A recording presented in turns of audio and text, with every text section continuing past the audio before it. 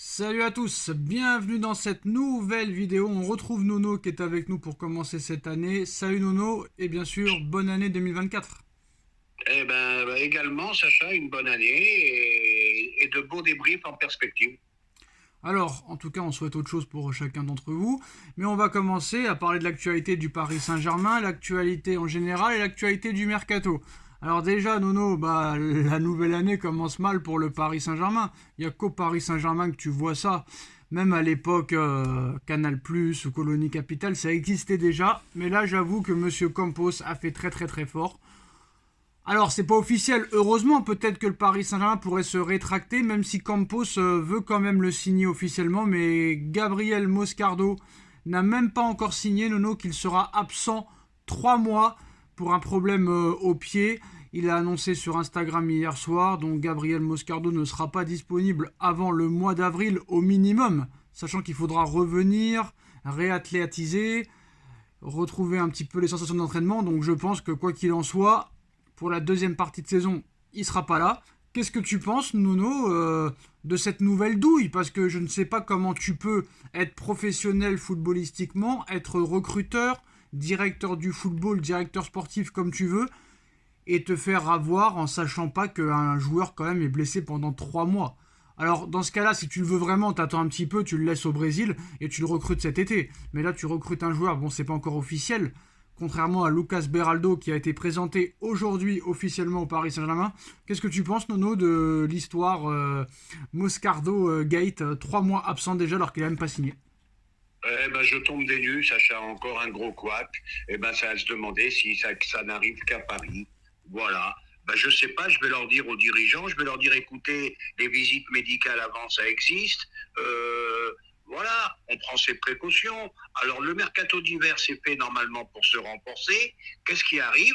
Tu te retrouves avec un joueur qui va être 3 mois sur le tapis. Comme tu as dit, hein, le temps de se réathlétiser, de venir en forme et tout, tu peux faire presque une croix sur le restant de la saison. Bon, je veux bien qu'on me dise que c'est un pari sur l'avenir, mais encore un gros, gros couac. Je suis vraiment dépité là. Alors le Paris Saint-Germain essaye de se défendre comme il peut en disant que ça changera rien, que ce recrutement c'est pour le long terme. Alors on nous explique que très clairement c'est pas encore officiel, donc on verra ce qui se passera dans les prochains jours. Mais Luis Campos refuse de changer ses plans pour Gabriel Moscardo. Alors Paris a fait un communiqué comme quoi ça ne changeait rien et qu'il voyait sur le long terme avec lui. Moscardo apparemment a été également suivi par plusieurs autres grands clubs, mais bizarrement par la presse, aucun grand club n'a été cité sur lui. Même si son arrivée a été un peu retardée, il était plutôt important de l'avoir dans la famille plutôt que chez un rival. C'est du long terme, quelques mois valent la peine d'attendre à long terme. Qu'est-ce que tu penses de la source interne qui a parlé aux Parisiens concernant Moscardo? Ils peuvent pas dire autre chose, hein. Ils sont devant un échec, ils peuvent pas dire autre chose. Comme j'ai dit, c'est un pari sur l'avenir, d'accord, mais j'espère pour eux que c'est un phénomène. Parce que si c'est un flop, je te dis pas ce qu'ils vont prendre, hein. Alors si ce transfert est bel et bien maintenu, il reste encore un point à éclaircir, la date du début du bail de Moscardo, parce qu'officiellement il n'a pas signé. Hein. Car si le joueur des Corinthians va bien rejoindre le Paris Saint-Germain contre 20 millions d'euros, il n'a toujours pas paraphé son contrat avec le club de la capitale. La blessure détectée lors des examens médicaux a décalé sa signature initialement prévue vendredi. Quelques discussions devraient se tenir afin d'évoquer des ultimes détails de son contrat, mais rien qui ne bloquera sa venue à Paris. Donc malgré la blessure, Nono, il viendra au Paris Saint-Germain. Est-ce qu'il faut quand même le signer ou faut le lâcher?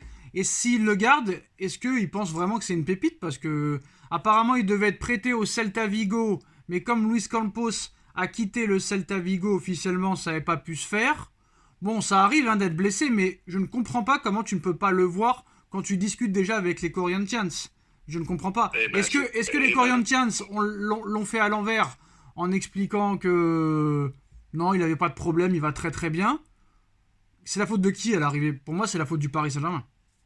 C'est la faute du Paris Saint-Germain, c'est de la faute du staff médical aussi, c'est de la faute de tout le monde. Voilà, ça n'arrive qu'à Paris. Quand tu vois le Real Madrid qui recrute des jeunes comme ça, 18, 20 ans, ça leur arrive jamais. Bizarrement, à eux, ça leur arrive jamais. Bah, ça... Et le PSG, qu'est-ce qui arrive?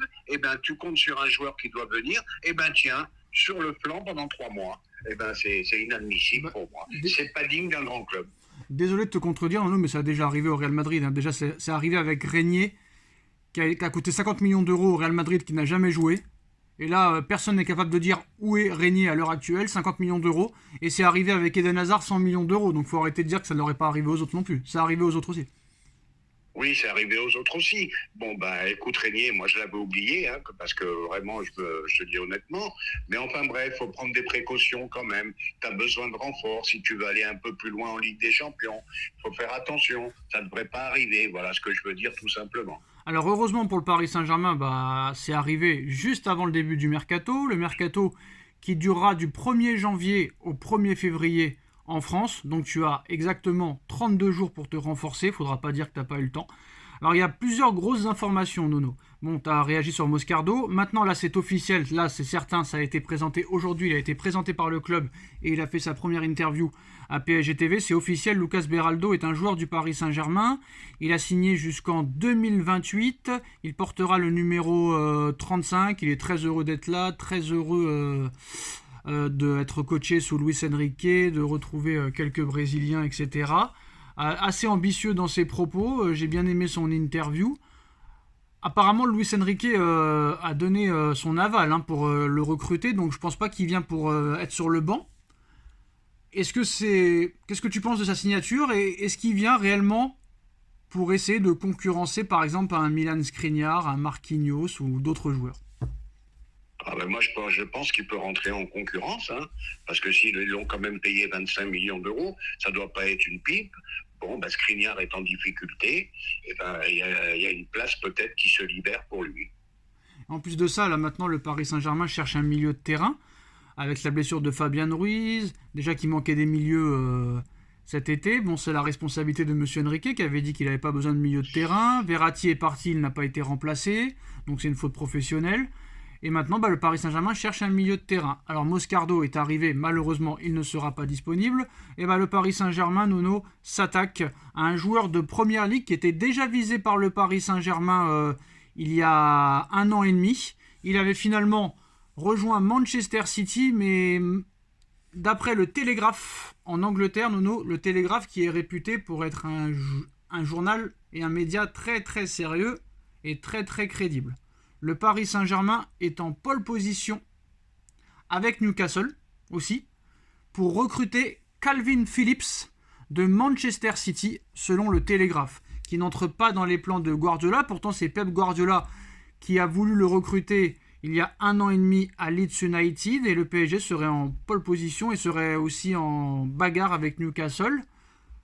Est-ce que Calvin Phillips au milieu de terrain, bonne ou mauvaise idée?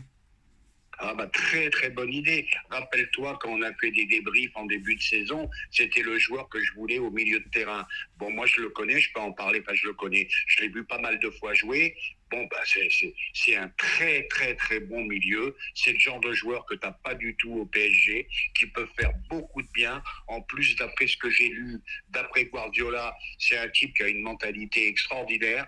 Bronche pas titulaire à City, dit pas un mot, il travaille. Bon, c'est le genre de joueur qu'il nous faut. Et là, ça serait vraiment une très très très bonne nouvelle pour moi. Alors, peut-être que Guardiola pense ça, Nono, mais en tout cas, il ne le met pas sur le terrain. Seulement 9 matchs cette saison, 3 titularisations, et l'année dernière, à peine 20 matchs et 3 titularisations. Donc il n'entre pas du tout dans les plans de Guardiola, mais c'est quand même Guardiola qui l'a voulu le recruter. Est-ce qu'il peut se relancer au Paris Saint-Germain?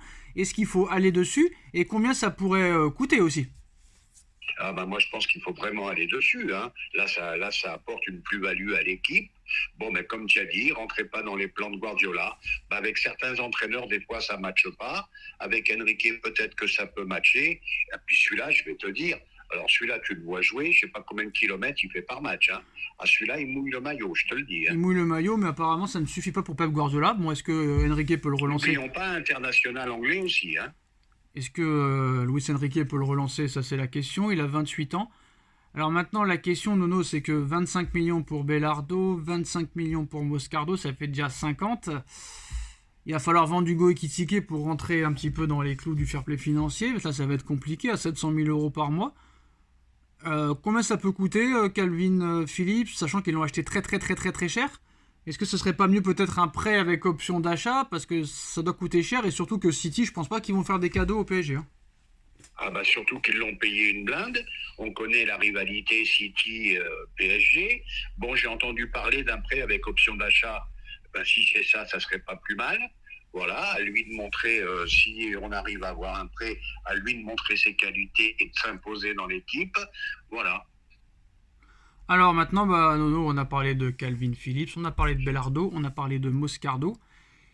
Et comme tu sais, Nono, c'est ton feuilleton préféré. On est le 1er janvier, c'est officiel. Mbappé est libre de discuter, de négocier et de s'engager avec le club de son choix pour l'été prochain. Alors il y a plusieurs médias qui en ont parlé aujourd'hui, français, espagnol, anglais.